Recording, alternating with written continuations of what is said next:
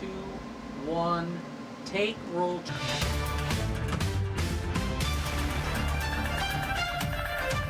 Good evening and welcome to the 2024 Governor's Debate from Seattle. Welcome to the debate between candidates for Washington Superintendent of Public Instruction. A mainstay of American politics, debates between candidates happen at all levels, from president all the way down your ballot to your state legislator. For the 2024 election season, we chose King 5's coverage of the governor's debate, as well as the Washington State Debate Coalition's coverage of the Superintendent of Public Instruction race, in order to show you the importance of watching a debate before you vote.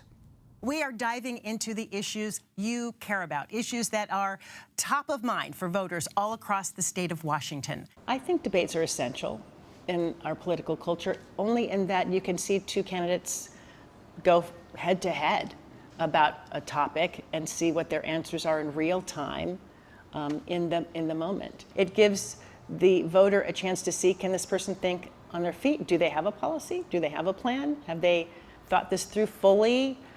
I think it gives the voter a lot of information about the preparedness of a candidate. My name's Joyce Taylor. I am a news anchor and reporter here at King 5. I've been part of the King 5 family for more than 35 years. Fellow panelists, Sammy West from KUOW, Venice Buhine from Cascade PBS, and we have Kellyanna Brooking, our student representative, who is a junior at Hanford High School. Also, please welcome our candidates, Chris Rakedahl and David Olson. I'm Kellyanna Brooking. I'm a 16-year-old journalist. I am a junior in high school, and today I get to be one of the moderators. I'm very thankful for this opportunity. How will you make sure that there are teachers from all different backgrounds to match the diversity of the student population? There's certain organizations saying they want to know what Gen Z wants, but they're not actually reaching out to those people who are trying to make a difference. You can't change anything if you're not hearing directly from those people. So I'm very thankful that they reached out to me so they can actually hear a Gen Z voice. What tools and resources will you provide to combat this serious issue, starting with you, Mr. Rakedahl? Looking at a debate, I think you can get a lot of information from watching.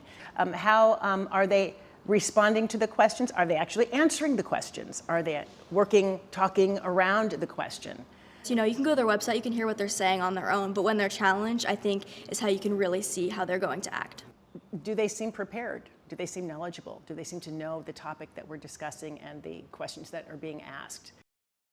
I'm just coming to this event because I haven't been reading the news lately. I'm trying to keep up on the Washington state election, making sure I read on the candidates and all that stuff. So that's kind of why I'm here. I think it offers a chance to get direct answers from candidates. Obviously we hear a lot of sound bites through news articles, and I feel like debates offer a really unique environment where we can get clear-cut answers from our candidates and really figure out and determine whether or not they have a platform and are serious about what they're running on. A study from UW-Medicine showed a 50% increase in out-of-state patients. My role is to present the facts as I understand them and to hold, truth to power, to make sure that the candidates are answering the questions that we're asking in a way that the voter can understand, but I have no control over what their answer is, and my role is not at all to shape public opinion.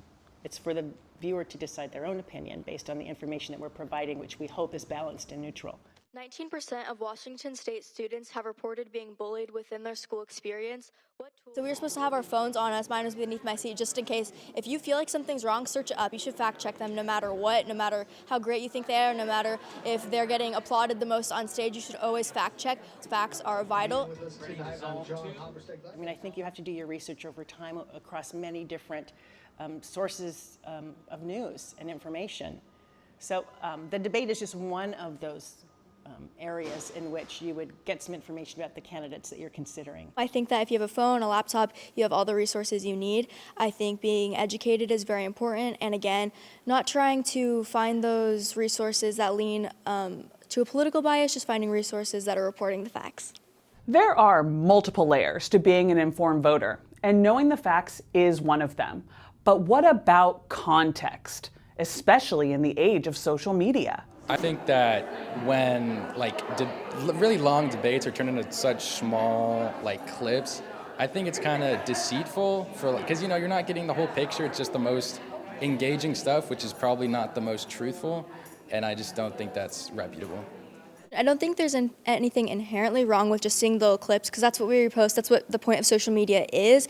But however, on the flip side, taking things out of context is very easy when you only see those few-second clips, and then when you hear the whole conversation, you're like, wait, that was a misinformed opinion, and you don't really know what's going on. Not everything's black and white. There's obviously a lot of gray, and this is the time and place to really understand that gray area about candidates and not just hear yes or no answers or the sound bites, just to move beyond that and to really dig into policy and platform. Median income household can afford to buy a median priced home in only 3 of Washington's 39 counties. What do you propose to do as governor? The goal is to just really try to do the best we can, especially in this political climate, to try to give voters as much information as possible to make good decisions. The hope is that voters really consider their sources and trust the sources that they're getting their information from, and don't blindly follow this or that based on preconceived ideas, but to really do their homework to make sure that they're legitimate sources of information so they can make a really good decision.